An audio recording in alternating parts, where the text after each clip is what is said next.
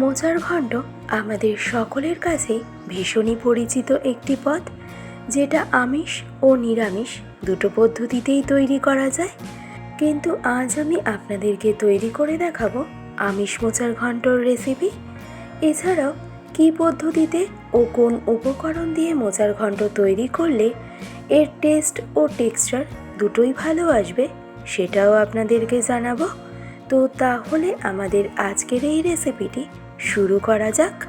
আর আমি প্রিয়াঙ্কা আপনাদের সকলকে আমার চ্যানেল ডিলিশিয়াস রেসিপি বাংলাতে স্বাগত জানাই।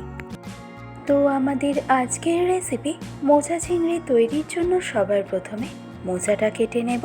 তো সবার প্রথমে মোচার মধ্যে থেকে একটা একটা করে লেয়ার এভাবে খুলে নিয়ে এর মধ্যে যে ফুলের মতন অংশটা আছে সেটাকে আগে বের করে নেব।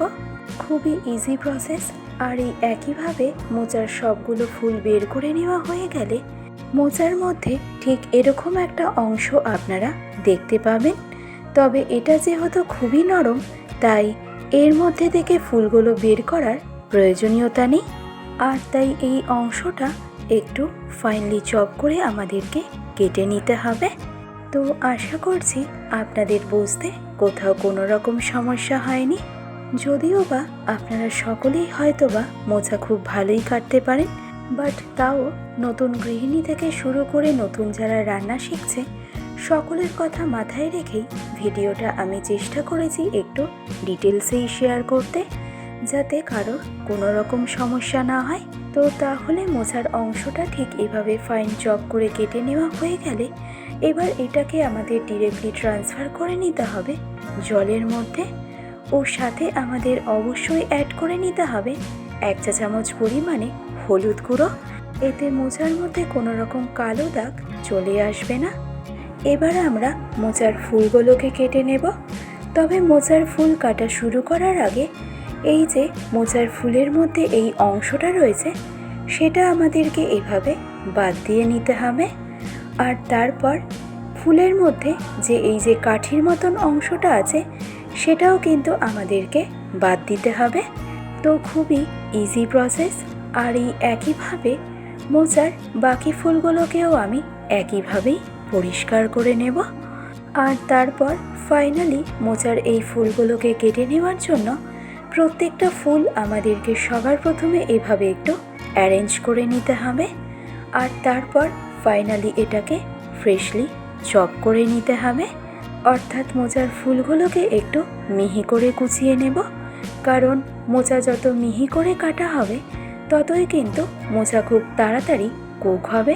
তো মোচার ফুলগুলোকে কেটে নেওয়ার পর এবার এগুলোকে আমি ডিরেক্টলি ট্রান্সফার করে নেব হলুদ জলের মধ্যে। আর এই একইভাবে দেখুন সম্পূর্ণ মোচাটাই আমি কেটে নিয়েছি। এবার নেক্সট মোচা চিংড়ি তৈরির জন্য আমি এখানে নিয়েছি 500 গ্রাম পরিমাণে ছোট সাইজের আলু। আলুর থেকে স্কিনটাকে আমি আগে থেকেই ছাড়িয়ে পরিষ্কার করে নেওয়ার পর আলুগুলোকে আমি জলের মধ্যে ভিজিয়ে রেখেছিলাম। তো এবার আপনারা দেখে নিন যে আলুগুলোকে আমাদের ঠিক কিভাবে কেটে নিতে হবে। তো যেহেতু আমি এখানে ছোট সাইজের আলু নিয়েছি, তাই আলুগুলোকে আমি কেটে নেব 1/6-এ। আর এই একইভাবে সবগুলো আলু এরকম ছোট টুকরো করে কেটে নেওয়া হয়ে গেলে আলুগুলোকে ডিরেক্টলি ট্রান্সফার করে নিতে হবে জলের মধ্যে।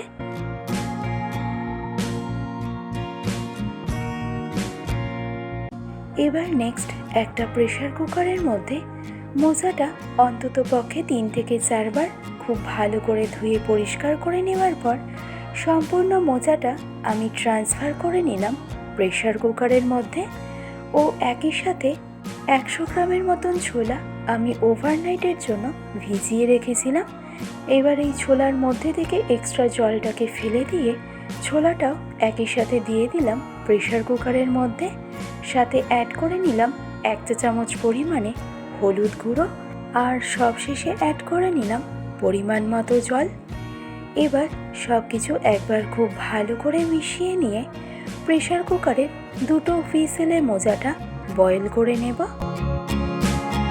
আর মোচাটা যতক্ষণে বয়েল হতে থাকছে ততক্ষণে মোচা চিংড়ির জন্য মশলাটা তৈরি করে নেব।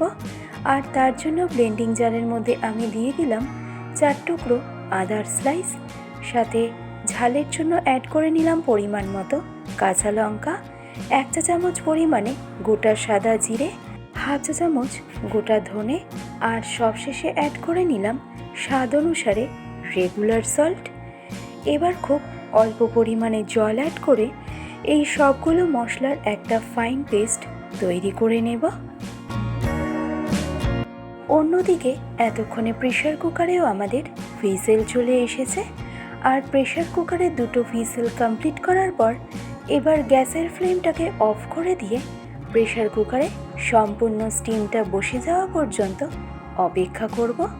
আর তারপর আপনাদেরকে দেখাবো যে মোচাটা আমাদের ঠিক কতটুকু বয়েল করে নিতে হবে। তো দেখুন, মোচাটা কিন্তু আমাদের একদম পারফেক্ট বয়েল হয়ে যায়। আর এই স্টেজে মোচাটা আমরা বয়েল করে নিয়েছি 80%-এর মতন। আর মোচাটা সেদ্ধ হওয়ার পাশাপাশি দেখুন ছোলাটাও কিন্তু আমাদের একদম পারফেক্ট বয়েল হয়ে গেছে। আর হ্যাঁ, এই যে মোচা সিদ্ধর জলটা রয়েছে সেটা কিন্তু ফেলবেন না, এটা আমাদের পরে কাজে লাগবে। এবার একটা কড়াইতে আমি দিয়ে দিলাম 100 মিলির মতন সর্ষের তেল। মিডিয়াম টু হাই ফ্লেমে তেল খুব ভালো করে গরম করে নেওয়ার পর এবার ফোড়নের জন্য অ্যাড করে নেব হাফ চা চামচ পরিমাণে গোটা সাদা জিরে। ফ্লেভারের জন্য অ্যাড করব 2টো ফাটিয়ে নেওয়া রেগুলার এলাচ, একটা ছোট দারচিনি স্টিক, আর 4টে ছোট সাইজের তেজপাতা। এবার এই মশলাগুলো জাস্ট 10 থেকে 15 সেকেন্ড সময় ধরে একটু কুক করে নেওয়ার পর মশলার থেকে সুন্দর গন্ধ বেরোতে আরম্ভ করলেই এই স্টেজে এসে আমি দিয়ে দিলাম কেটে রাখা আলুগুলোকে। এবার মিডিয়াম টু হাই ফ্লেমে আলুগুলোকে খুব ভালো করে আমাদেরকে ফ্রাই করে নিতে হবে, যতক্ষণ না আলুর মধ্যে একটা হালকা গোল্ডেন কালার চলে আসছে। আর তাও মোটামুটি আলুগুলোকে ফ্রাই করতে আমাদের সময় লাগবে মিনিমাম 7 থেকে 8 মিনিটের মতন। আর ফাইনালি আলুগুলো ফ্রাই করে নেওয়ার পর আমি অ্যাড করে নিলাম হাফ কাপ পরিমাণে গ্রেট করে রাখা নারকেল। তবে যদি আপনাদের কারোর নারকেল অপছন্দ থাকে তবে সেক্ষেত্রে অ্যাভয়েড করতে পারেন, বাট নারকেলটা ব্যবহার করলে মোচা চিংড়ির টেস্ট একটু ভালো হয় আর কি। তো মিডিয়াম টু হাই ফ্লেমে প্রায় 1.5 থেকে 2 মিনিট সময় ধরে নারকেলটাকে ফ্রাই করে নেওয়ার পর যখনই দেখবেন নারকেলের মধ্যে একটু হালকা লালচে কালার চলে এসেছে, তখনই আমাদের এই স্টেজে এসে অ্যাড করে নিতে হবে আগে থেকে তৈরি করে রাখা মশলার পেস্টটা। ওর সাথে অ্যাড করে নিলাম হাফ চা চামচ পরিমাণে হলুদ গুঁড়ো ও হাফ চা চামচ পরিমাণে কাশ্মীরি রেড চিলি পাউডার। তো এবারেই সবগুলো মশলা ইভেনলি আমাদেরকে খুব ভালো করে মিশিয়ে নিতে হবে।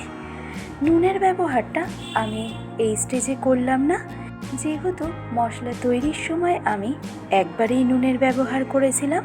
তো মিডিয়াম টু হাই ফ্লেমে প্রায় 4 থেকে 5 মিনিট সময় ধরে মশলাটা কুক করে নেওয়ার পর যখনই দেখবেন মশলার থেকে অয়েলটা রিলিজ করতে আরম্ভ করেছে আর মশলার কালারটাও আগের তুলনায় অনেকটাই চেঞ্জ হয়ে গেছে, তখনই এই পর্যায়ে এসে আমাদের অ্যাড করতে হবে আগে থেকে বয়েল করে রাখা মোচাটা।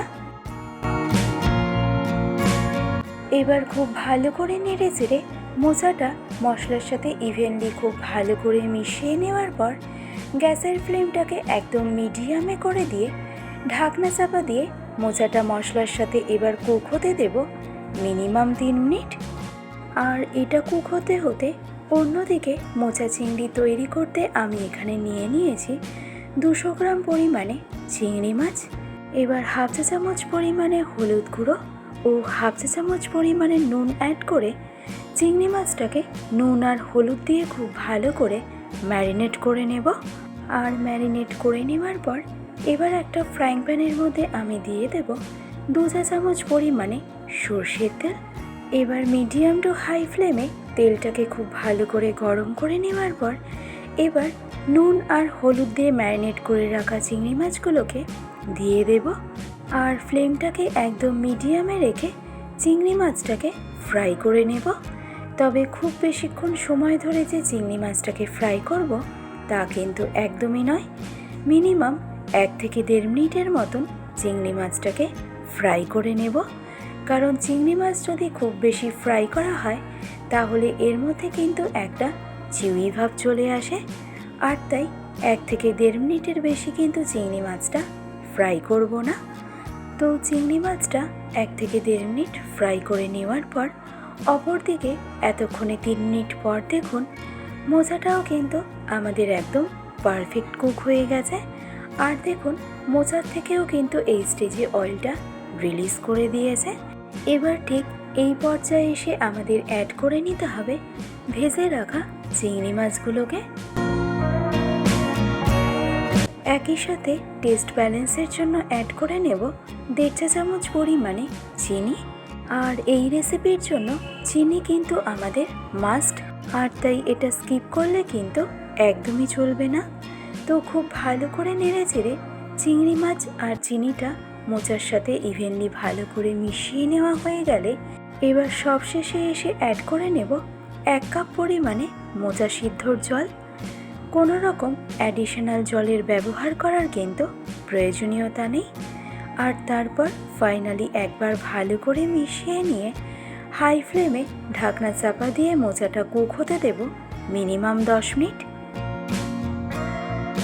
এবার 10 মিনিট পর ঢাকনা খুলে এই স্টেজে দেখুন মোচার থেকে কিন্তু এর সম্পূর্ণ জলটা পুরোপুরিভাবে অ্যাবজর্ব করে গেছে।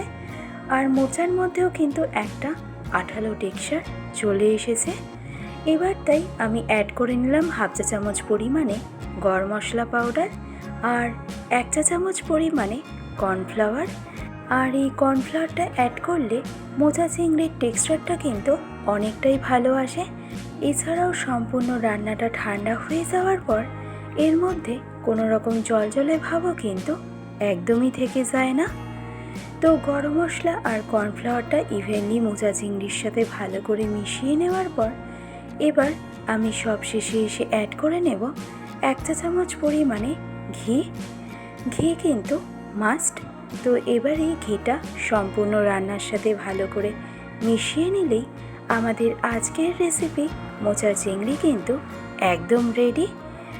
এবার তাই সবশেষে গার্নিশিংয়ের জন্য আমি অ্যাড করে নেব অল্প পরিমাণে নারকেল কোড়া। আর তারপর ফাইনালি সার্ভ করে নেব। তো আশা করছি আমার আজকের এই সম্পূর্ণ রেসিপিটি আপনাদের কাছে সহজ মনে হয়েছে। ভালো লাগলে রেসিপিটি অবশ্যই এইভাবে ট্রাই করে দেখুন। আশা করছি আপনাদের সকলের ভীষণই ভালো লাগবে। আজকের ভিডিওটি তবে আমি এখানেই শেষ করছি। ভালো থাকবেন, সুস্থ থাকবেন। ধন্যবাদ।